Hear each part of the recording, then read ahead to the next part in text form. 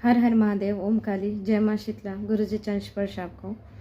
तो देखिए, ये पितृपक्ष चल रहा है। पितृपक्ष का अभी तो जो अमावस्या आता है पितृपक्ष का, जिसने पूरे पितृपक्ष में यदि अपने पितरों को खाना नहीं दिया हो और पानी नहीं दिया हो, धूप दीप का तर्पण नहीं किया हो, उनके लिए ये वीडियो है। तो ध्यान से सुनिएगा, क्योंकि भले आप 15 दिन के 15 दिन आप नहीं करें, लेकिन 15 दिन में 2 दिन ऐसे होते हैं जिस दिन अगर यदि आप उनका तर्पण करते हैं, भोग प्रसाद देते हैं, उनको खाना दाना पानी देते हैं, तो वो पूर्ण रूप से खुश होते हैं और आशीर्वाद देते हैं। तो वो 2 दिन कौन सा है? तो वो 2 दिन अमावस्या होता है। अमावस्या वैसे तो सबसे बड़ा अमावस्या जो होता है वो लास्ट के दिन होता है, यानी कि नवरात्रि के एक दिन पहले। जैसे 22 तारीख से नवरात्रि चढ़ रहा है, तो आपके 21 तारीख को अमावस्या है।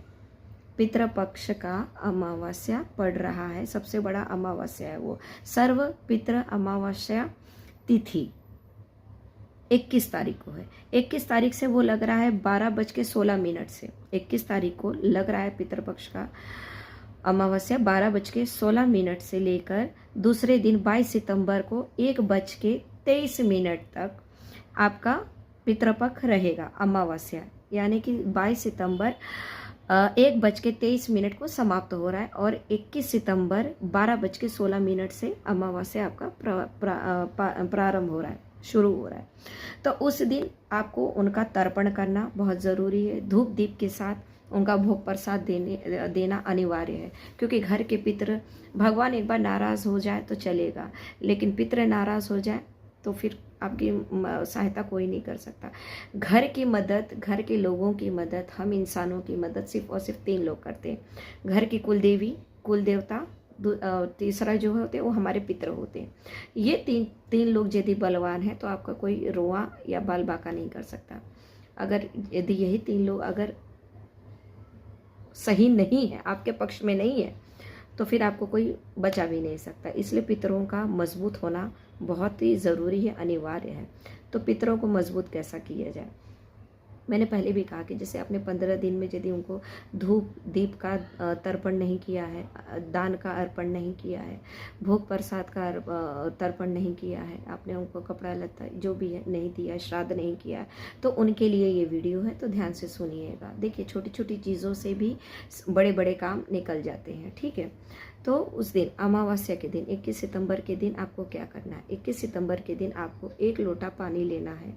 उस पानी में थोड़ा सा गंगा जल मिलाना है, थोड़ा सा चावल के खड़े दाने डालने हैं, कुछ मीठा डालना है। मीठा यानी खड़ी शक्कर, मिश्री चलेगा, चीनी चलेगा, गुड़ चलेगा, बतासा चलेगा, और काली तिल। बगैर काली तिल के पितरों का कोई समाधान ही नहीं होता और पितर खुश नहीं होते। तो आपको काली तिल लेना अनिवार्य है।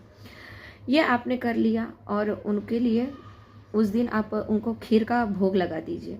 खीर ले लीजिए। बहुत लोग तो खाना का भोग लगाते हैं, दाल चावल रोटी सब्जी, जिसके जैसा जो पसंद था, जिनके पितरों को जो पसंद था, जिनके माता पिता को जो चीज़ें पसंद होती हैं, वो लोग वो खाना बनाते हैं और उनको निकालते हैं। यदि ये नहीं कर सकते हैं तो आप लोग खीर बना लीजिए, मीठा या मिठाई मंगा लीजिए। मिठाई में जैसे जलेबी हो गए, सफ़ेद रंग की मिठाई आप मंगा लीजिए, नहीं तो आप घर में हलवा बना लीजिए। हलवा से भी सबसे अच्छा है खीर बना लीजिए, ठीक है। अगर आप खाना नहीं बना सकते हैं तो की बात कर रही हूँ, ठीक है। ये कर लीजिए। कूस बहुत ज़रूरी होता है, आप थोड़ा सा कूस ला लीजिए, कूस उसमें कर लीजिए। और हाँ, एक गिलास पानी ले लीजिए, पानी में थोड़ा सा गंगा जल डालिएगा, 1 चम्मच कच्चा दूध वो डाल लीजिएगा, थोड़ा से चावल के दाने, खड़े चावल के दाने और थोड़ा सा चीनी का दाना उसमें डाल लीजिएगा। क्योंकि जब भी आप भोग देना है तो घर के छत पर देना है। घर का छत नहीं है, जैसे हम लोग फ्लैट में रहते हैं तो आप लोग बाहर ग्रिल में दे सकते, ग्रिल में नहीं दे सकते, गैलरी में नहीं दे सकते, तो आप बिल्डिंग के बाहर जाकर भी दे सकते हैं, ठीक है। नहीं तो अपने आप गैलरी में दे दीजिए। जैसे हमारा भी फ्लैट है, देखिए, तो हम गैलरी में काम करते हैं, गैलरी में उनको भोग प्रसाद दे देते हैं। तो ये काम करना है। लेकिन आपको भोग देने से पहले, जैसा मैंने अभी कच्ची लस्सी बताई है, 1 गिलास पानी लेना है, कच्चा दूध 1 चम्मच डालना है, चावल के कुछ दाने डालने हैं, चीनी के कुछ दाने डालने हैं। उससे आपको एक घेरा बना लेना है। घेरा मतलब एक सर्कल बना लेना है। उसी पानी को गिराकर, कच्ची लस्सी को गिराकर, फिर उसके बीच में आपको 1 गिलास पानी पितरों के लिए रखना है, काली तिल डालकर। गंगा जल डालकर, और जो भी आप खाना बनाओगे, खाना नहीं बना सकते तो खीर बना लीजिए, उसका आपने वहाँ पे रख दिया है। क्यों घेरा क्यों बनाना है? घेरा इसके लिए बनाना है ताकि बाहर की जो अन्य शक्तियाँ हैं, नकारात्मक शक्तियाँ जो होते हैं, वो भी इर्द गिर्द यहीं पर रहती हैं, तो वो ये भोग ना खाए, वो आपके पितरों को ही मिले, इसीलिए वो घेरा मैंने बनाने के लिए कहा है। घेरा बनाने से आपके पितरों को ही ये भोजन मिलेगा और कोई खा नहीं सकता। ठीक है, ये काम करना है आपको। खीर दे दिया, पानी दे दिया, उनको हाथ जोड़कर घुटने के बल होकर जो भी गलती हो उसके लिए क्षमा याचना प्रकट करनी है अपने पितरों के लिए। आशीर्वाद मांगना है, आशीर्वाद की कामना करनी है, जो भूल चूक हुई है उसके लिए क्षमा मांग लीजिएगा। अपने परिवार के लिए सुख समृद्धि धन संपत्ति यश मांग लीजिएगा। अपने सर पर हाथ मांग लीजिएगा कि आप लोग सभी लोग प्रसन्न रहिए, हम अपना कार्य करते रहेंगे। ये आपको इतना काम करना है। हो सके तो अगियारी में भोग दे दीजिएगा पितरों के लिए। अमावस्या के दिन हो सके तो ब्राह्मण को वस्त्र दान दीजिए। वस्त्र दान अच्छा दीजिएगा ताकि वो ब्राह्मण पहने। ब्राह्मण पहनेंगे तो समझ लीजिए कि आपके पितरों को वहाँ वस्त्र मिल गया है। वस्त्रों में क्या देना है? वस्त्रों में क्या देना है? स्त्री है तो आप उनको सूट का कपड़ा दे सकती हैं, साड़ी दे सकते हैं।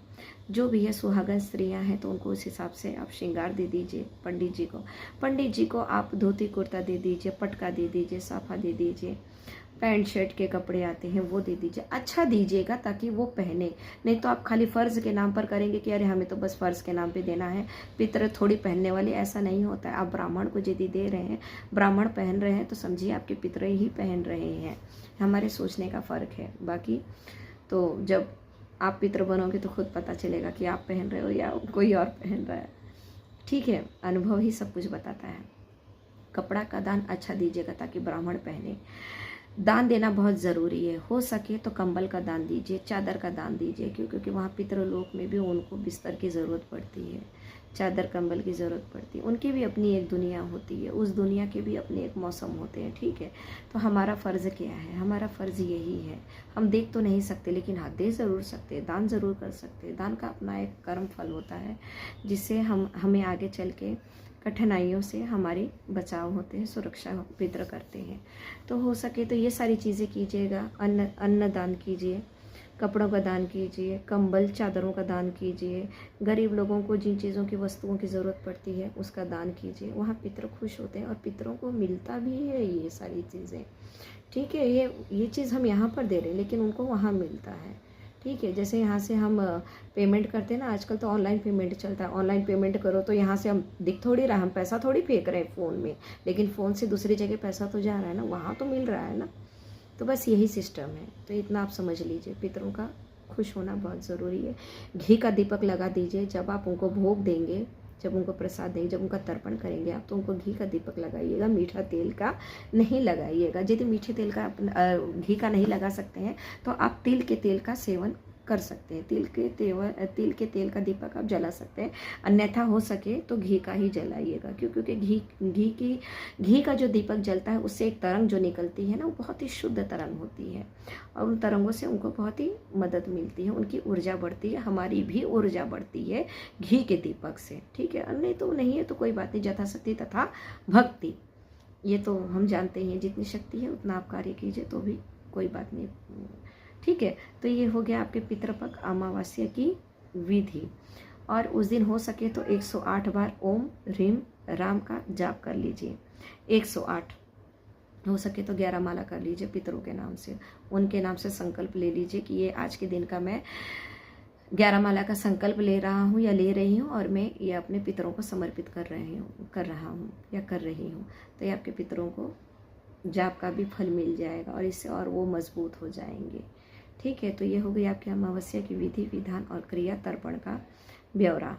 आप लोग इसी अनुसार कार्य कीजिए। चलिए आज के दिन इतना ही। हर हर महादेव, ओम काली, जय माँ शीतला। गुरु जी चरण स्पर्श आपको।